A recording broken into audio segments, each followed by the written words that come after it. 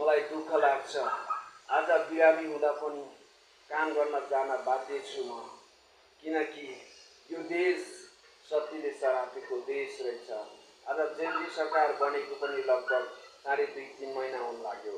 यो जेनजी सरकारको आश थियो मलाई यो देश बन्ला र हामी जस्तो बेरोजगारले रोजगार पाउला, तर यो सपना अधुरै रह्यो। र यो देश त रह्यो, यो हाम्रो देश रहेन।